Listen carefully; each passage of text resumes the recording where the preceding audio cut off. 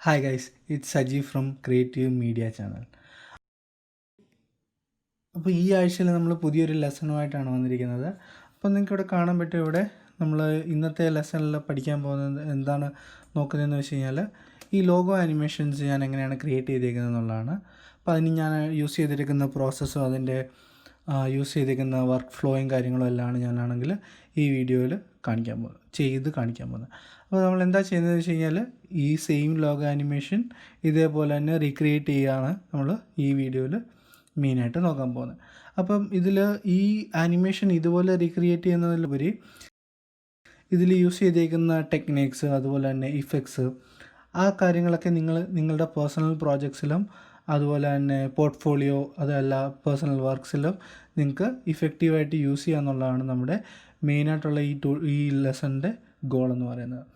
അപ്പം ഫസ്റ്റ് നമുക്ക് കാണാൻ പറ്റും, ഇതിനകത്തിൽ മെയിനായിട്ട് നമുക്ക് ഫോക്കസ് ചെയ്യേണ്ട കുറച്ച് ടോപ്പിക്സാണ്.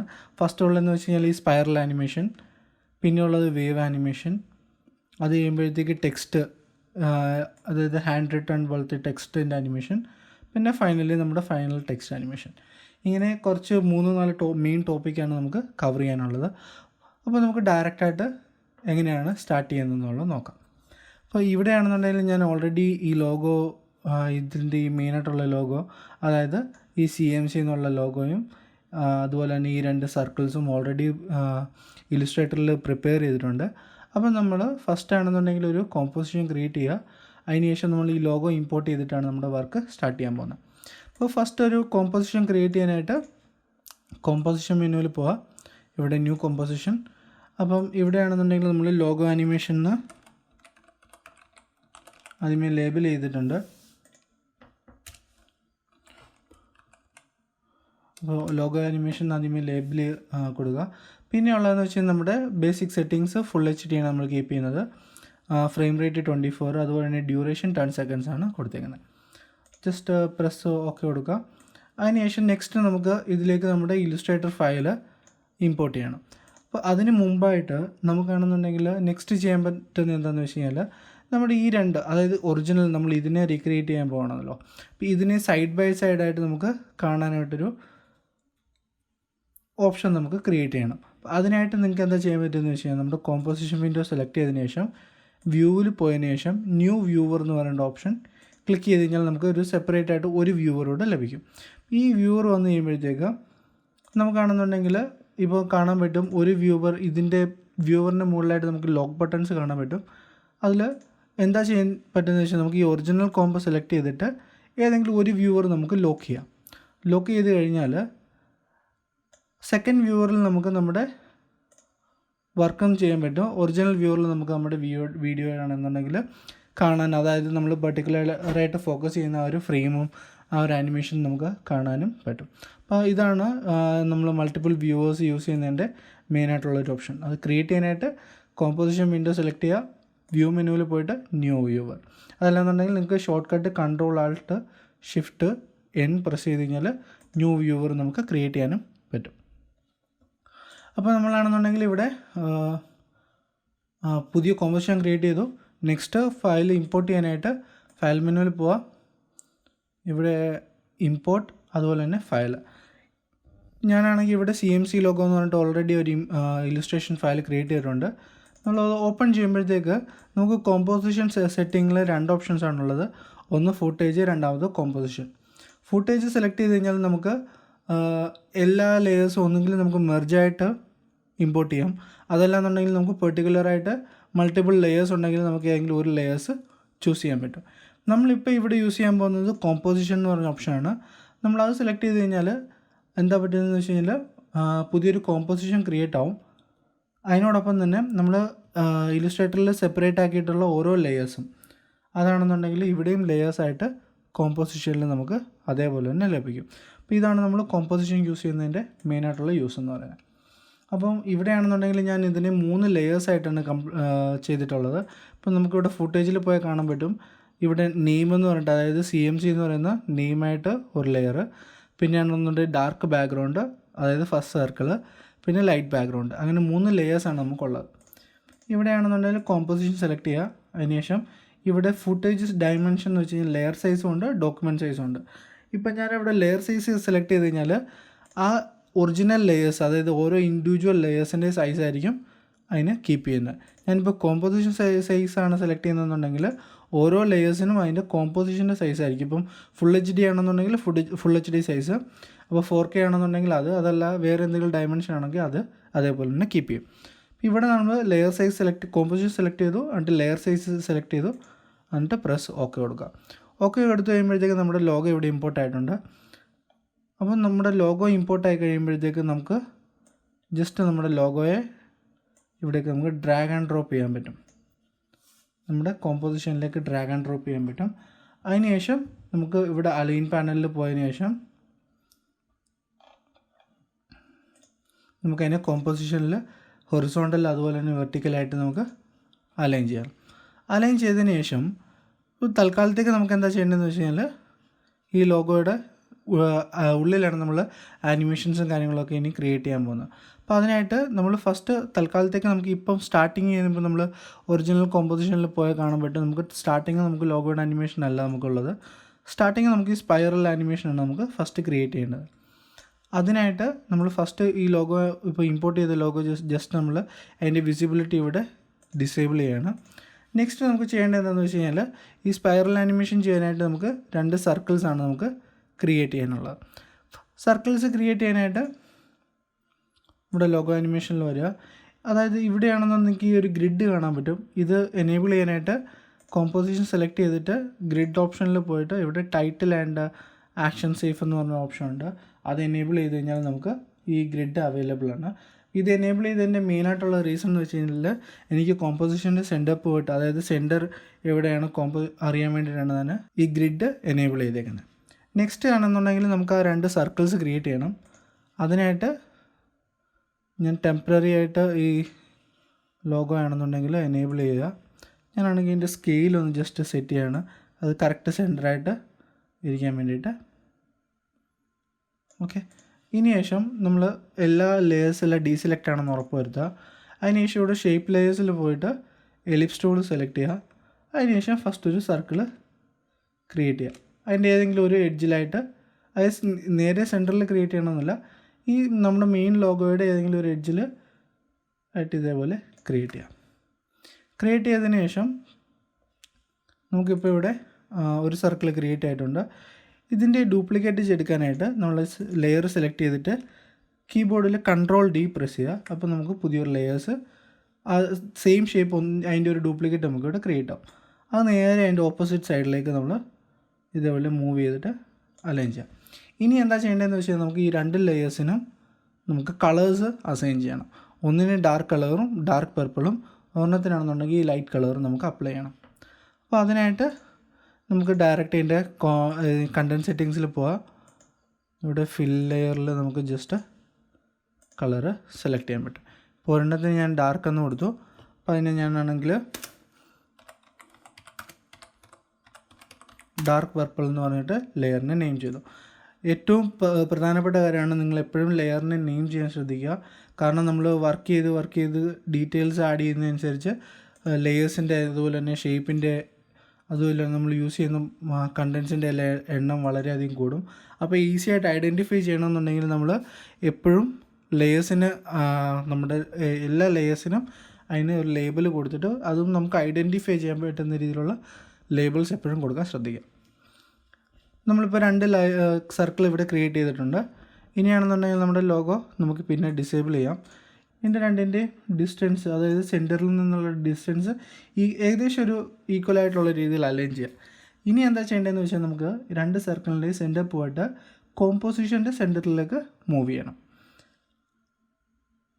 എങ്കിൽ മാത്രമാണ് നമുക്ക് ആ സ്പൈറൽ ആനിമേഷൻ നമുക്ക് പ്രോപ്പറായിട്ട് നമുക്ക് ചെയ്യാൻ പറ്റുന്നത്. അപ്പം നമ്മളിങ്ങനെ പല കാര്യങ്ങൾ ചെയ്തിട്ട് ബിൽഡ് ചെയ്ത് വരുമ്പോഴത്തേക്കാണ് നമുക്ക് ആ ഫൈനലായിട്ടുള്ള ആനിമേഷൻ നമുക്ക് ചെയ്ത് കിട്ടുന്നത്.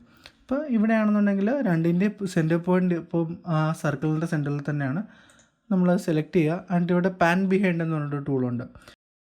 അതാണെന്നുണ്ടെങ്കിൽ ഇവിടെ നമുക്ക് ആങ്കർ പോയിൻ്റ് മൂവ് ചെയ്യാൻ വേണ്ടിയിട്ട് യൂസ് ചെയ്യുന്ന ടൂളാണ് പാൻ ബിഹൈൻഡ് എന്ന് പറയുന്ന ടൂൾ. ഇവിടെയാണെന്നുണ്ടെങ്കിൽ നമുക്ക് ടൂള് സെലക്ട് ചെയ്യാം. ടൂള് സെലക്ട് ചെയ്തിട്ട് നമ്മൾ ഈ 2 സർക്കിളിൻ്റെയും സെൻറ്റർ പോയിട്ട് നമ്മുടെ കോമ്പോസിഷൻ്റെ സെൻറ്ററിലേക്ക് ജസ്റ്റ് ക്ലിക്ക് ചെയ്തിട്ട് ഈ കാണുന്ന പോലെ മൂവ് ചെയ്യാം.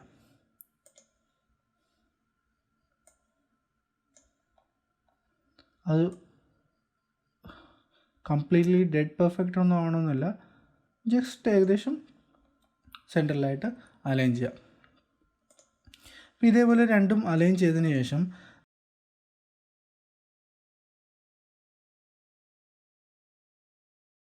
നമുക്ക് നെക്സ്റ്റ് ഇപ്പം നമ്മുടെ ഒറിജിനൽ ചെക്ക് ചെയ്ത് കഴിഞ്ഞാൽ നമുക്ക് കാണാൻ പറ്റും. അതാണെന്നുണ്ടെങ്കിൽ റൊട്ടേറ്റ് ചെയ്ത് വരുന്നതായിട്ട് കാണാം. അപ്പോൾ നമുക്ക് ഫസ്റ്റ് റൊട്ടേറ്റ് ആനിമേഷനാണ് നമുക്ക് സെറ്റ് ചെയ്യാനുള്ളത്. അപ്പോൾ അതിനായിട്ട് ഇപ്പോൾ രണ്ടിൻ്റെ സെൻറ്റർ പോയിട്ട് നമ്മൾ അലൈൻ ചെയ്ത് കഴിഞ്ഞു.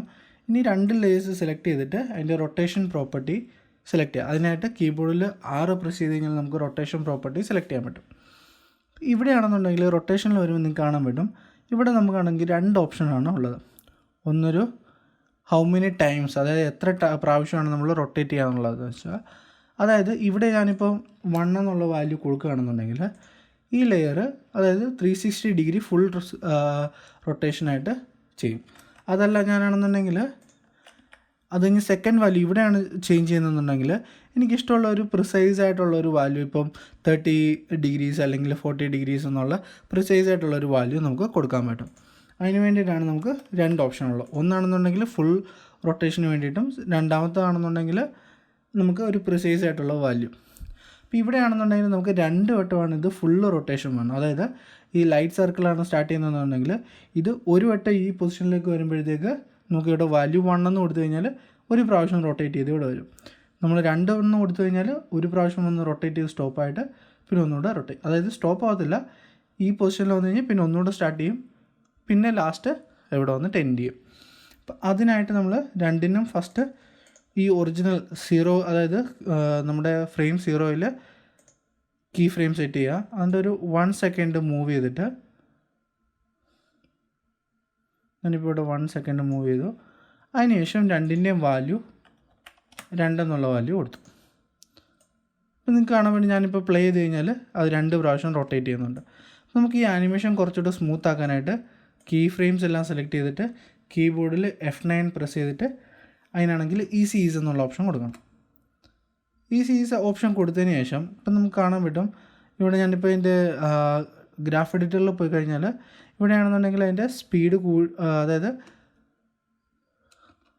അതിൻ്റെ സ്പീഡ് നമുക്ക് അതിനെ കുറച്ചുകൂടെ സ്മൂത്ത് ആക്കി എടുക്കാൻ പറ്റും. അപ്പോൾ അതിനായിട്ട് ഞാനാണെങ്കിൽ റൊട്ടേഷൻ്റെ വാല്യൂ സെലക്ട് ചെയ്തിട്ട് അതിൻ്റെ 2 കീയും സെലക്ട് ചെയ്തിട്ട് അതിൻ്റെ ഗ്രാഫ് ആണെങ്കിൽ കുറച്ച് എഡിറ്റ് ചെയ്യാണ്. അപ്പോൾ കാണാൻ പറ്റും, ആദ്യമാണെന്നുണ്ടെങ്കിൽ നിങ്ങൾക്ക് കാണാൻ പറ്റും ഞാനിപ്പോൾ എഡിറ്റ് ചെയ്തേക്കുന്നത് ഈ ലൈറ്റാണ്, ഡാർക്കാണ്.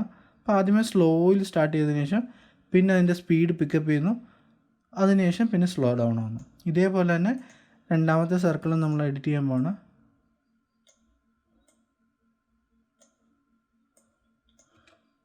കാണാൻ പറ്റും ആ സ്ലോയിൽ സ്റ്റാർട്ട് ചെയ്യുന്നു, പിന്നെ സ്പീഡ് പിക്കപ്പ് ചെയ്തിട്ട് പിന്നെ സ്ലോ ഡൗൺ ആവുന്നു. അപ്പോൾ ഈ ആനിമേഷൻ ചെയ്തതിന് ശേഷം നമ്മുടെ ആനിമേഷൻ കംപ്ലീറ്റ് ആയിട്ടുണ്ട്. നെക്സ്റ്റ് നമുക്ക് എന്താ ചെയ്യുന്നതെന്ന് വെച്ചാൽ അതിൻ്റെ ട്രെയിൽസ് ക്രിയേറ്റ് ചെയ്യണം. ഇവിടെ നമുക്ക് കാണാൻ പറ്റും ഈ സർക്കിളിൻ്റെ ബാക്കിലായിട്ടൊരു കുറേ ട്രെയിൽസ് നമുക്ക് വരുന്നുണ്ട്. അപ്പോൾ ഈ ട്രെയിൽസ് ക്രിയേറ്റ് ചെയ്യുന്നത് എങ്ങനെയാണെന്നുള്ളത് നമ്മൾ അടുത്തത് നോക്കാൻ പോകുന്നത്. ഇപ്പോൾ ട്രെയിൽസ് ക്രിയേറ്റ് ചെയ്യാൻ വേണ്ടിയിട്ട് നമ്മളാണെന്നുണ്ടെങ്കിൽ ഒരു ഇഫക്റ്റാണ് യൂസ് ചെയ്യാൻ പോകുന്നത്. എക്കോ എന്ന് പറഞ്ഞിട്ടൊരു ഇഫക്റ്റാണ് നമ്മൾ യൂസ് ചെയ്യാൻ പോകുന്നത്. അതിനായിട്ട് ഇവിടെ ഇഫക്റ്റ് ആൻഡ് പ്രീസെറ്റ് എന്ന് പറയുന്ന പാനലിൽ പോവാം. ഇത് അവൈലബിൾ അല്ല എന്നുണ്ടെങ്കിൽ നമുക്ക് വിൻഡോ മെനുവിൽ ഇഫക്റ്റ് ആൻഡ് പ്രീസെറ്റ് എന്ന് പറഞ്ഞ പാനൽ അവൈലബിൾ ആണ്, അത് സെലക്ട് ചെയ്യാം. അതിനുശേഷം ഇവിടെ സെർച്ച് ബാറിൽ എക്കോ ഒന്ന് ടൈപ്പ് ചെയ്ത് കൊടുക്കാം. എക്കോ ഒന്ന് ടൈപ്പ് ചെയ്ത് കൊടുക്കുമ്പോഴത്തേക്ക് നമ്മുടെ ടൈം എന്ന് പറയുന്ന ഓപ്ഷനിൽ എക്കോ എന്ന് പറഞ്ഞിട്ട് നമുക്കൊരു ഇഫക്റ്റ് കിട്ടും. അപ്പോൾ നമ്മൾ ജസ്റ്റ് ഈ ഏതെങ്കിലും ഒരു സർക്കിളിലേക്ക് ആദ്യം നമ്മളിത് അപ്ലൈ ചെയ്യണം. അപ്ലൈ ചെയ്ത് കഴിയുമ്പോഴത്തേക്ക് നമുക്ക് കാണുന്നുണ്ടെങ്കിൽ ഇവിടെ കുറേ ഓപ്ഷൻസ് ഉണ്ട്.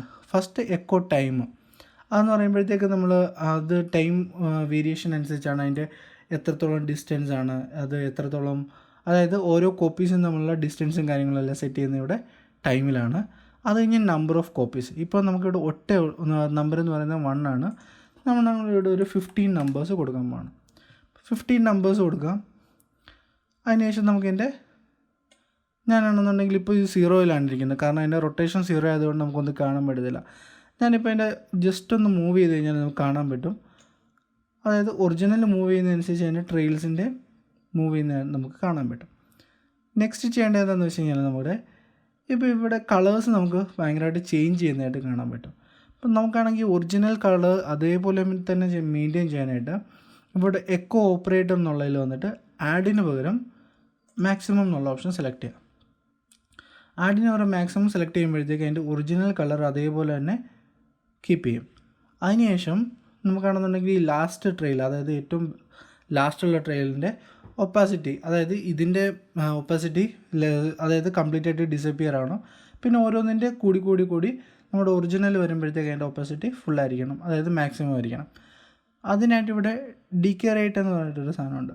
നമുക്കിവിടെ ആണെന്നുണ്ടെങ്കിൽ അതിൻ്റെ വാല്യൂ അഡ്ജസ്റ്റ് ചെയ്ത് കൊടുത്തു കഴിഞ്ഞാൽ അതിൻ്റെ ഇൻറ്റൻസിറ്റിയിൽ, അതിൻ്റെ ഓരോ കോപ്പിയുടെ ഇൻറ്റൻസിറ്റിയിൽ വിസിബിലിറ്റിയിൽ ചേഞ്ചസ് വരുന്നതായിട്ട് കാണാൻ പറ്റും. അതിനുശേഷം ജസ്റ്റ് ഒന്ന് പ്ലേ ചെയ്ത് നോക്കുക. നിങ്ങൾക്ക് ഈ ചെയ്തേക്കുന്ന നിങ്ങൾക്കാണെന്നുണ്ടെങ്കിൽ ഇതിൻ്റെ വാല്യൂസും കാര്യങ്ങളും എല്ലാം സെറ്റ് ചെയ്തിട്ട് ചേഞ്ചസ് ഇനിയും വരുത്തി നോക്കാം. അപ്പം എനിക്കിപ്പോൾ ഇവിടെ ഇത് ഓക്കെ ആണെന്ന് തോന്നുന്നു. നമുക്ക് ഇപ്പോഴത്തെ ഈ ഒരു ആനിമേഷന് വേണ്ടിയിട്ട് ഇത് ഓക്കെ ആണെന്ന് തോന്നുന്നു.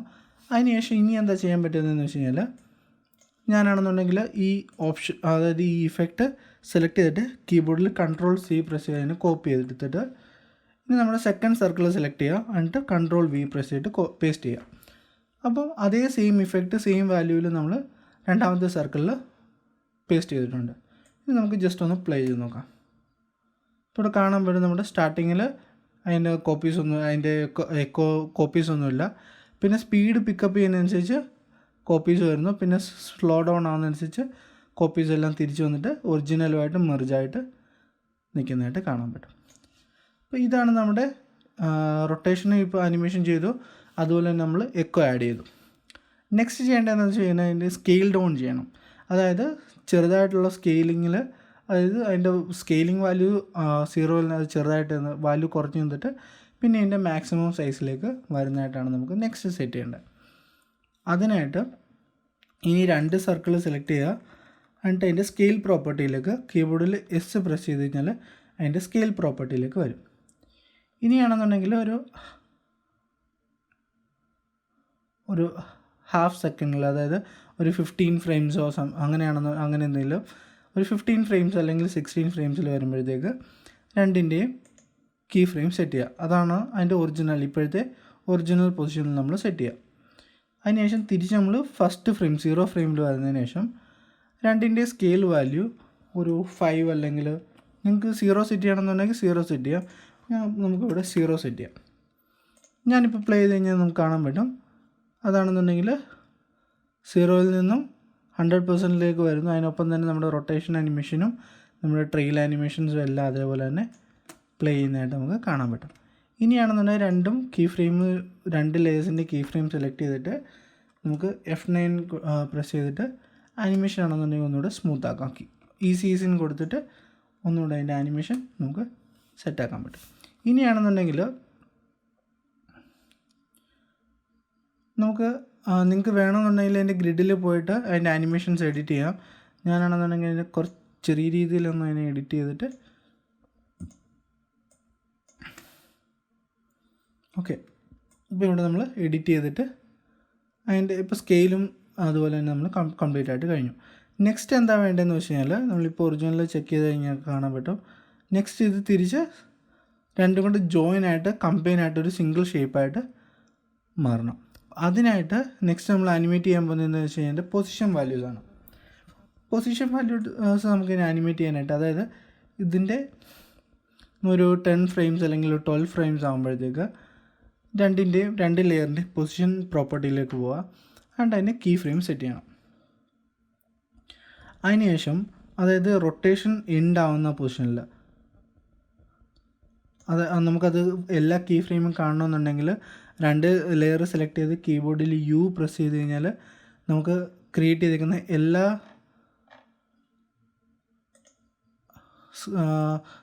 ചെയ്തിരിക്കുന്ന എല്ലാ ആനിമേഷൻസും നമുക്കിവിടെ വിസിബിൾ ആയിരിക്കും.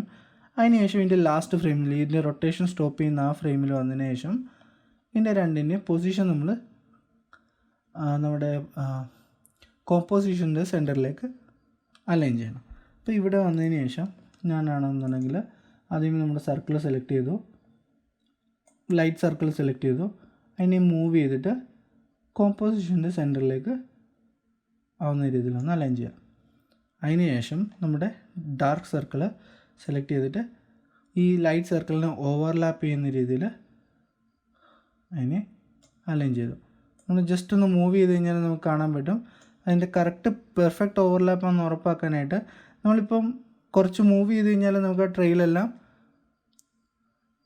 കംപ്ലീറ്റ് ആയിട്ട് പോകത്തുള്ളൂ. നമുക്ക് ചെയ്യാൻ പറ്റുന്നത് എന്താണെന്ന് വെച്ച് കഴിഞ്ഞാൽ നമുക്ക് ട്രെയിൽ വേണമെങ്കിൽ ഇവിടെ എക്കോയിൽ നമുക്ക് ഓഫ് ചെയ്യാൻ പറ്റും. ഓഫ് ചെയ്ത് കഴിഞ്ഞാൽ ഒന്നുകൂടെ നമുക്ക് പെർഫെക്റ്റായിട്ട് അലൈൻ ചെയ്യാൻ പറ്റും.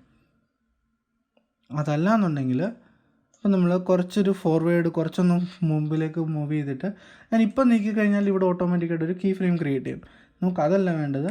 അതിന് വരെ കുറച്ചൊന്ന് മൂവ് ചെയ്തതിന് ശേഷം നമ്മുടെ ഈ last key frame double click ചെയ്യുക. അതിന് ശേഷം നമുക്ക് ഈ വാല്യൂസിനെ മാനുവലായിട്ട് എഡിറ്റ് ചെയ്തിട്ട് സർക്കിളിനെ അലൈൻ ചെയ്യാൻ പറ്റും. അപ്പോൾ ഈ രണ്ട് ഓപ്ഷൻ നമുക്ക് ഫോളോ ചെയ്യാം. ഇനിയാണെന്നുണ്ടെങ്കിൽ നമ്മളിപ്പോൾ പൊസിഷന് വേണ്ടിയിട്ട് ക്രിയേറ്റ് ചെയ്തിരിക്കുന്ന കീ ഫ്രെയിംസിന് ഇതേപോലെ തന്നെ ഈസീസ് കൊടുക്കുക. അതിനുശേഷം അതിൻ്റെ ഗ്രാഫിൽ നിങ്ങൾക്ക് എഡിറ്റ് ചെയ്യണമെന്നുണ്ടെങ്കിൽ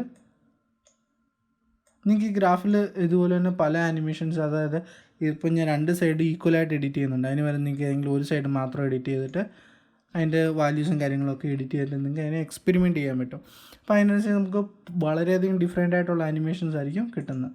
അപ്പോൾ അത് നിങ്ങൾ ഇതിനെ ബ്ലൈൻഡായിട്ട് ഫോളോ ചെയ്യുന്നതിന് വരെ നിങ്ങൾ അതേപോലെ തന്നെയുള്ള എക്സ്പെരിമെൻറ്റ്സും അതുപോലെ തന്നെ ചേഞ്ചസും വരുത്തിയിട്ട് എങ്ങനെ ഈ ആനിമേഷനെ കുറച്ചുകൂടെ